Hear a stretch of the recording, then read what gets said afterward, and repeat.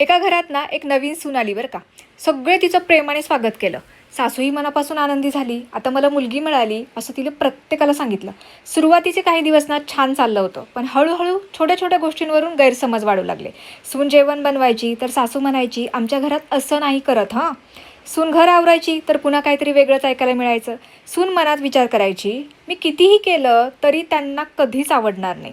आणि सासूच्या मनातही एक वेगळीच भीती होती, माझा मुलगा आता माझ्यापासून दूर जाणार नाही का. बरं, आता इथे दोघीही वाईट नव्हत्या बरं का, पण दोघीच्याही मनात भीती होती, एकीला स्वतःचं स्थान गमवायची आणि दुसरीला स्वतःचं स्थान मिळवण्याची.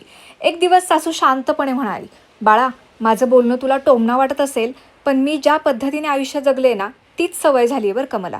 सून पण म्हणते, डोळ्यात पाणी आलं, आई, मी तुमचं घर बदलायला आलेलीच नाही आहे, मला फक्त या घराचा एक भाग व्हायचा आहे. या एका संवादाने वर्षभराचे गैरसमज काही मिनिटातच संपले.